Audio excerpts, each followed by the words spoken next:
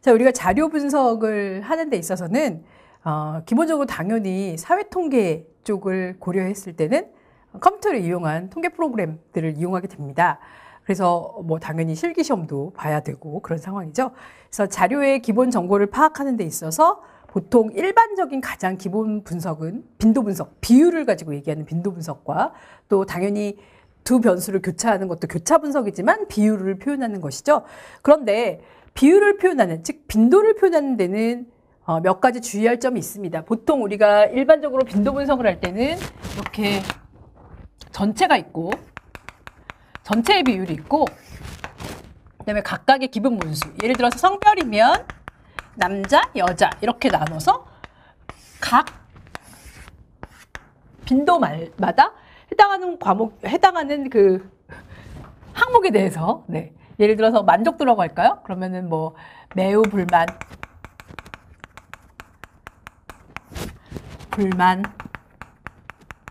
보통,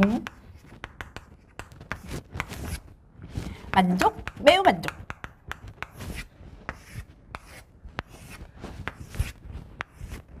매우 만족. 이렇게 되어 있습니다.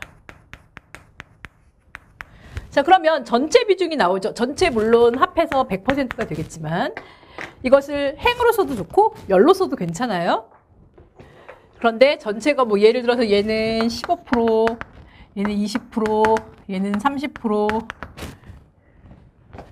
얘는 20%, 얘는 얼마가 되나요? 15%가 되나요? 네, 이렇게 나왔어요, 전체는. 그런데 남자는 틀릴 수 있죠. 남자는 여기가 10%, 여자가 20% 이렇게 다를 수가 있습니다, 비중이. 이러한 비중들을 보여주는 것이 필요한데 문제는 행이나 또는 열에 의해서 100%를 기준으로 상대적으로 얼마나 크기가 주어지나 하는 것을 보여주지만 비율의 평균 문제, 이 비율에 있어서 평균의 문제는 지금은 그냥 단순하게 얘랑 얘 평균 되면 15% 아닌가요? 라고 했는데 만약에 그렇지 않고 남자와 여자가 얘는 60명을 조사했고 여기는 40명을 조사했다. 그렇게 되면 비율을 평균 낼 때 단순히 10%, 20% 나누기 2 이렇게 하면 안 됩니다. 그래서 우리가 나중에 사회통계 때 가중평균을 배울 텐데요. 그럴 때 보면 표본이나 집단의 어떤 크기에 따라서 그 크기 자체가 가중치가 되거든요. 가중치를 두지 않고 단순히 비율을 평균내면 되지 안 된다라는 얘기를 하고 있어요. 또한 비율을 얘기할 때 가장 중요한 게 무엇이냐면 예를 들어서 극단적인 이 표본이 뭐 예를 들어서 3명 이렇게 되면 여기가 33%다. 되게 높은 것 같지만 3명 중에 1명이 응답한 거예요. 그렇죠? 그래서 이렇게 비율에서는 특히 집단의 수가 매우 적을 때 극단적인 값이 도출되기 때문에 뭐 1명이 응답했는데 아니 2명이 응답했는데 2명 다 찬성했다고 했을 때 100%란 말이죠. 와, 이거는 엄청 찬성률이 높구나가 아니라 더 조사를 해봐야지 않은 일이라고요. 그래서 이렇게 샘플 수가 작을 때, 표본 수가 작을 때 문제가 됩니다. 그리고 우리가 또 하나 비율에서 고민해야 되는 부분 중에 하나는 너무 크거나 작은 수치의 비율 문제라고 되어 있는데요. 특정한 기준 대비 증가율 등의 자료를 수집할 때 너무 큰 수치가 될 수도 있고, 왜냐하면 증가율 자체가 어떤 경우에 갑자기 확 성장하는 경우가 있거든요. 전년도에 뭐 업체라고 합시다. 그럼 뭐 2년 차에 갑자기 전년도에 뭐 한 1,000만 원 벌다가 뭐 3억을 벌 수도 있어요. 근데 사실은 절대적인 값은 그렇게 크게 증가한 건 아니잖아요. 뭐 그 사업체라면 1년 사이에 그 정도 성장할 수 있죠. 그런데 비율로 표현하면 정말 몇백 %가 증가한 셈이 되니까 비율은 너무 크게 과대 계상되는 경향이 있다는 것이죠. 그리고 표본수가 너무 작을 때도 과대 평가가 될 수 있기 때문에 표본수가 너무 작으면 우리가 보통 이렇게 비율보다는 빈도로 1명 뭐 이렇게 빈도로 표현하는 경우가 더 많다라는 거 기억해 주시면 되고요. 자, 그 다음에 역시 비율에서는 감소 비율도 문제가 됩니다. 이전 대비 가치가 감소할 때는 보통 마이너스 값의 비율이 되는 것이 아니라 이전 대비를 100%로 놓고 그것에 지금 30% 수준이다 이런 식으로 기준 대비 몇 %로 감소했다라고 표시해 주는 게 좋다. 마이너스 값이라고 할지라도. 자, 이렇게 우리가 비율을 얘기할 때 많은 정보를 표현하기도 되지만 그러나 비율을 해석할 때 주의해야 된다는 거 기억해 주시고요. 자, 이제 변수를 분석해 봅시다. 변수는 크게 단일 변수가 있고 그 다음에 다중 변수 뭐 이렇게 있어요. 2개 이상의. 그래서 단일 변수는 단별량 분석이라고 하고요. 다중 변수는 여러 가지 변수죠. 다별량 분석이라고 해요. 단별량 분석, 다별량 분석 이런 것들은 전부 다 통계적인 용어가 됩니다. 자, 단일 변수의 통계 분석을 할 때 있어서 기본적인 틀을 가지고 가서 우리 사회통계에서 다시 적용해 보기로 해요. 자, 단일 변수는 한 변수가 하나의 값. 그래서 한 번에 하나의 질문을 했을 때 그 응답을 분석하는 방식이 단일 변수, 단별량 통계 분석이라고 얘기를 합니다. 관심의 대상이 되는 변수가 하나예요. 예를 들어서 고객의 성별, 변수 하나죠. 물론 당연히 남자, 여자, 값은 2개 같죠? 연령, 뭐 특정한 것에 대한 만족도 이렇게 단일 응답을 하게 되는 것은 단일 변수가 됩니다. 자, 그런데 단별량 통계 분석과는 대조적으로 지금 다중 변수, 2개 이상의 변수를 분석하게 되는 것들이 있어요. 자, 일단 대표적인 단일 통계 분석은 언제 단일 변수로 설정을 할 것인가 하는 것인데요. 기술 통계 분석에서 뭐 매출액, 광고비 이런 것들의 평균과 표준 편차 이런 것들을 구한다. 전부 다 단별량 분석입니다. 변수가 하나짜리를 분석하는 것이에요. 그리고 우리가 앞에서 이제 향후에 하게 될 하나의 변수에 대한 추정, 검정, 뭐 모평균에 대한 추정, 뭐 문산에 대한 추정 이런 것들을 이제 하게 될 겁니다. 네. 그리고 단일 변수를 적용할 수 있는 질문은 무엇인가? 말 그대로 하나의 응답만 했던 한 가지 답안을 허용하는 뭐 이분식이나 객관식 질문 또는 주관식 질문, 어쨌든 모름이나 무응답 모두 다 값이 하나로 나올 때는 그것이 단일 변수가 됩니다. 자, 예를 들어 우리가 설문 문항에서 객관식 문항을 할 때도 다음 중에서 뭐를 선택하시오 할 때 한 개만 응답하는 건가, 2개를 응답하는 건가, 모두 응답하는 건가 이런 것들을 구별해야 된다고 했어요. 그러면 변수가 얘는 한 개만 생깁니다. 변수도 한 개예요. 2개면 변수가 2개입니다. 모두 응답해라. 예를 들어서 보기 문항이 1번부터 10번까지 있는데 모두 응답해라. 변수 몇 개 생기겠어요? 어떤 사람은 1번부터 10번이 다 해당되기 때문에 1, 2, 3, 4, 5, 6, 7, 8, 9, 10을 다 체크하게 되는 경우도 있습니다. 얘는 변수가 10개가 돼요. 그래서 이와 같이 한 가지 답안을 허용할 때만 단일 변수가 되고 그렇지 않을 경우에는 단일 변수가 아닙니다. 모름이나 무응답 같은 경우에는 모름이란 응답 범주를 별도로 해줘도 좋고요. 무응답도 별도로 범주를 코딩을 해서 분석하기도 하고요. 또는 모름이나 무응답을 이제 나머지 답에 나머지 응답한 것의 비중에 따라서 이렇게 배분하기도 하고 굉장히 여러 가지 방법이 있어요. 그래서 모름이나 무응답은 그때 상황에 따라서 무응답을 그냥 뭐 많지 않으면 모름이나 무응답이 굉장히 퍼센테이지가 적으면 그냥 모름 뭐 0.3%, 무응답 0.1% 이렇게 그냥 아예 빼고 분석을 하기도 하고요. 너무 많아요. 너무 많을 때는 아예 조사를 다시 해야 되는 경우도 있지만 뭐 한 모름이나 무응답이 뭐 퍼센트가 좀 높다. 그렇다면 그것을 기존에 다른 응답을 했던 것에 비례해서 배분하기도 한다라는 거.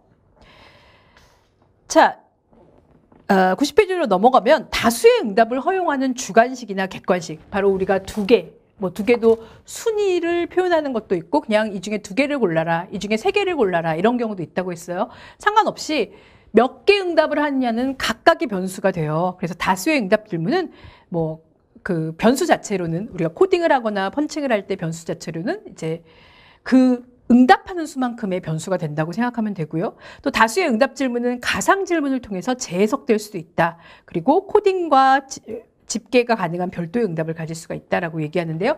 예를 들어서 가상 질문에서는 어떤 것을 얘기하냐?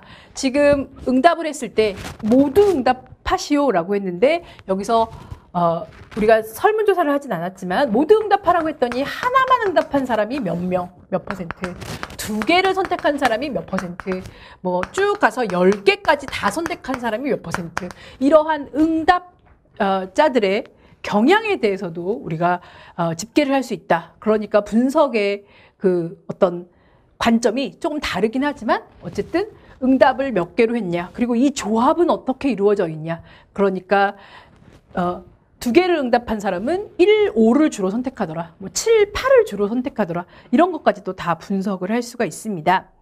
그래서 특정한 응답 범주를 선정한 표본의 비율을 파악할 때는 당연히 다중응답할 때는 100%가 안 돼요. 100%가 넘는 경우가 많죠. 1, 2순위를 선택하세요. 그렇다면 1, 2순위 합하면 뭐가 될까요? 당연히 200%가 되겠죠. 1순위, 2순위 다 만약에 응답을 했다면. 그래서 주로 100%가 넘게 되고요.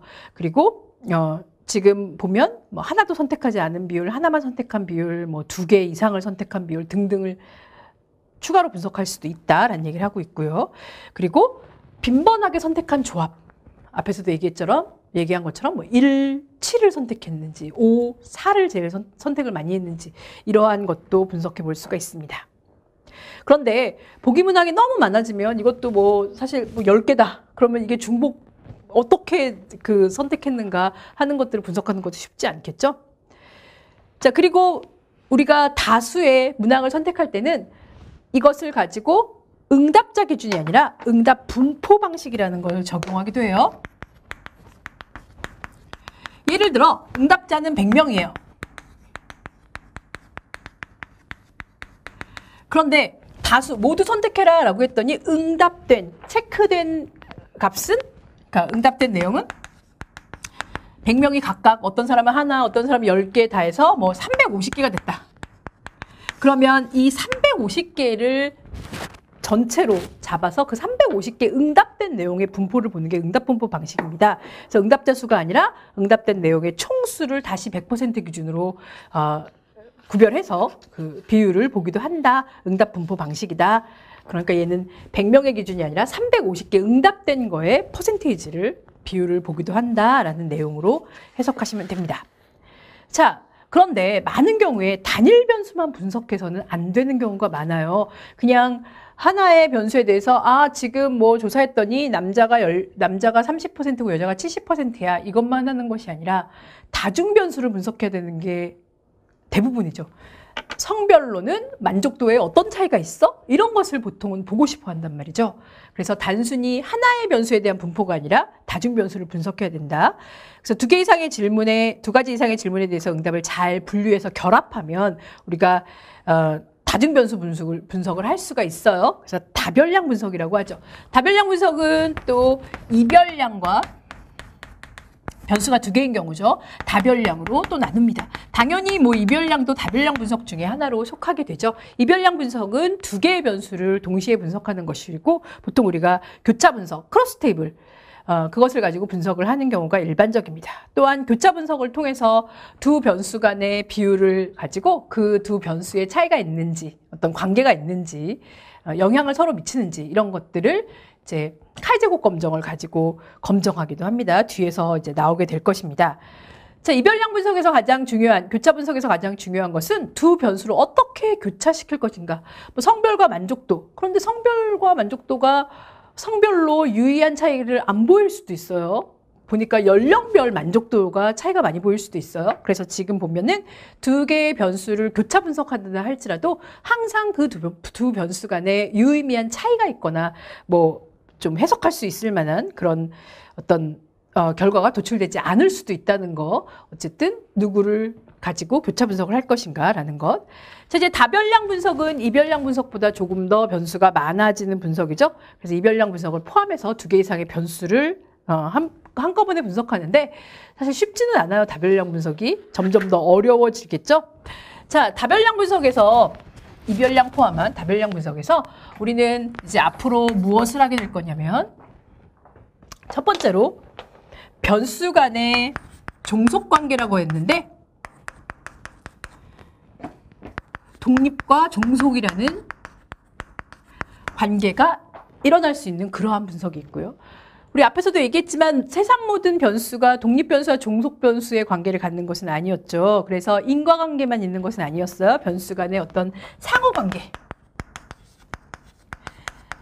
독립과 종속이라는 것은 이미 인과관계예요. 그렇다면 인과관계를 분석할 수 있는 상황도 있고 그렇지 않은 상황도 있다.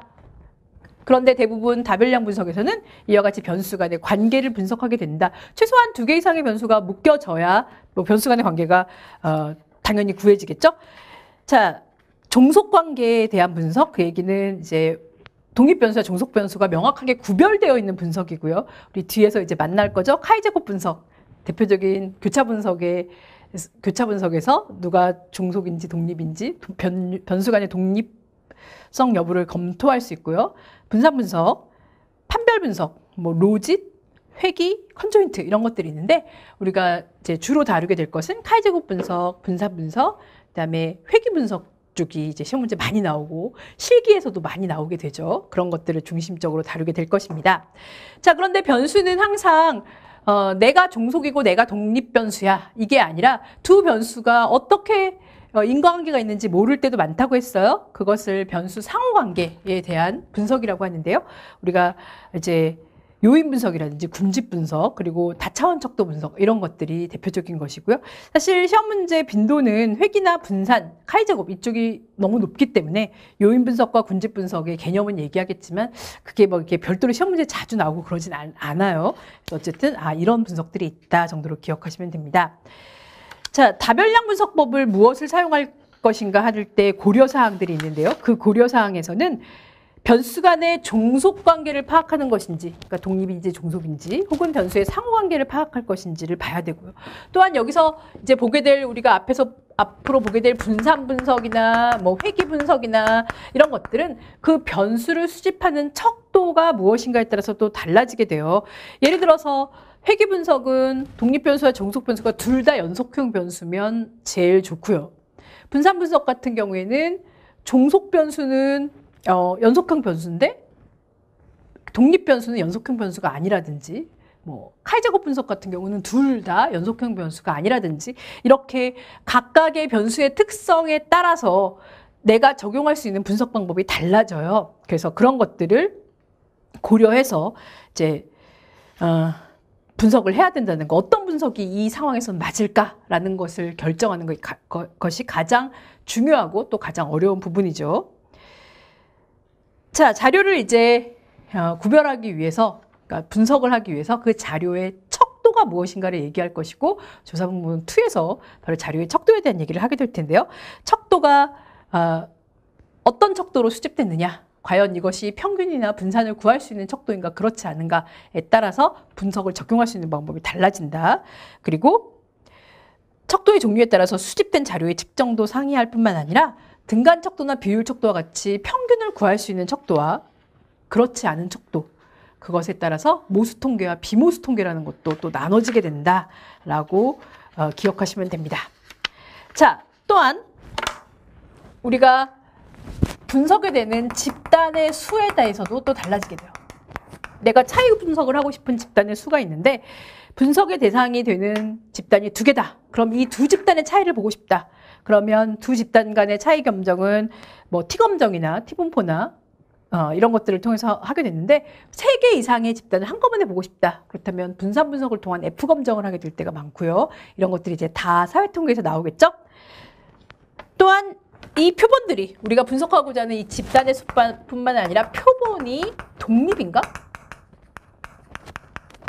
독립표본인가 종속표본인가에 따라서 또 달라져요. 그래서 독립표본 같은 경우에는 독립표본 T검정을 하게 될 것이고 종속표본은 뭔가 대응표본 검정이라든지 이런 것들을 하게 됩니다. 대응표본에 의한 차이 검정 이런 것들을 하게 되고요. 또 다별량 집계 방법을 보면은 예를 들어서 우리가 질문은 하나하나 단일 변수래요. 지금 소득별, 가족규모별 소비량을 집계한다. 그럼 변수는 3개죠. 소득 수준, 또 가족 규모, 그다음에 소비량. 그런데 실제로는 결합해서 그 다별량 분석을 같이 할 수가 있습니다. 소득과 가족 규모별 소비량 이렇게 크로스 테이블로 만들 수도 있어요. 그런데 너무 많은 변수를 결합하면 그만큼 복잡하기도 하고 또 정보를 파악하는데 유용한 효과보다는 자료가 혼돈스러워요. 우리가 보통 교차 분석을 많이 하는 이유가 변수가 2개 정도 돼야, 2개가 돼야 이제 교차 분석을 할 때 좀 명확하게 이해가 되는데 이게 3개, X, Y, Z만 돼도 너무 복잡해지죠. 그래서 우리가 늘 추구하는 것이 간결성이다라고 얘기를 했었는데 그 간결성을 추구하는 이유도 바로 이런 데 있습니다. 자, 이제 우리는 조사방법론 2에 들어갈 건데 조사방법론 1을 정리를 해보면 조사방법론 1에서는 과학적 연구가 무엇인가라는 얘기를 맨 처음 했어요. 그래서 논리적 전개, 체계, 연역법, 귀납법과 같이 나왔고 그리고 과학적 연구, 과학적 조사를 하기 위한 요소들이 나왔어요. 그래서 변수 얘기가 계속 나오고 있고 뭐 가설을 어떻게 수립할 것인가 또 개념을 어떻게 할 것인가 라는 얘기들이 계속해서 나오고 있었고요. 그리고 난 다음에 실제로 자료를 수집할 때 그 자료를 1차 자료와 2차 자료로 구별을 했었죠. 그래서 1차 자료를 하는 것이 내가 직접 자료를 수집하는 것이잖아요. 그래서 1차 자료를 수집할 때 그 방법이 크게 3가지가 있었는데 관찰법, 질문지법, 그리고 실험법이 있는데 실험 설계는 조사방법론 2에서 좀 자세히 다루게 될 것이고요. 우리가 관찰법과 질문지법을 중심으로 얘기를 했었죠. 그래서 관찰법의 유형들, 또 관찰자들, 뭐 참여 관찰인지 또 완전 참여자인지 뭐 이런 것들에 따라서 또 관찰자의 유형도 달라지고 관찰법도 여러 가지 기준에 따라서 관찰법의 구별이 달라지잖아요. 그런 것들도 기억을 해 주셔야 됩니다. 자, 아울러 질문지법 같은 경우에는 제대로 된 질문지를 어떻게 만들 것인가는 질문지 작성 절차가 있었어요. 그 작성 절차뿐만 아니라 각각의 질문들이 적절한가 그렇지 않은가 하는 것들을 또 구별할 수 있어야 됩니다. 그래서 질문지법에서도 시험 문제 굉장히 많이 나오고 있고요. 또한 우리가 조사를 하는 데 있어서 기본적으로 조사의 목적에 따라서 여러 가지 유형으로 조사를 구별을 했었습니다. 그래서 탐색조사, 또 기술조사, 인과관계조사 이런 것들로 구별을 했었고요. 그것에 따라서 또 조사 목적이 달라지고 또 조사 방법인 양적조사와 질적조사의 유형도 나뉘었었습니다. 자, 그리고 또 마지막으로 기억해야 될 건 어떤 것들인가요? 바로 질문을 할 때, 조사를 할 때 커뮤니케이션 방법들. 그래서 그 커뮤니케이션 방법에서 우편 조사를 할 것인가, 전화를 할 것인가, 대면 조사를 할 것인가, 온라인으로 할 것인가. 그렇다면 그 각각의 조사에 따라서 특성이 달라졌죠. 특성도 다르고 또 장단점도 다르고 그런 것들이 바로 조사방법론 1에서 전체적인 조사에 대한 설명들이 나오고 있습니다. 조사방법론 1에서는 사실은 뭔가를 계산한다든지 뭔가 굉장히 좀 어려운 그런 문제가 출제되진 않지만 기본적으로 조사에 대한 이해를 다 하고 있어야 되는, 그래서 조사방법론을 이해하는 전반적인 내용들이 조사방법론 1에서 소개된다고 볼 수가 있겠습니다.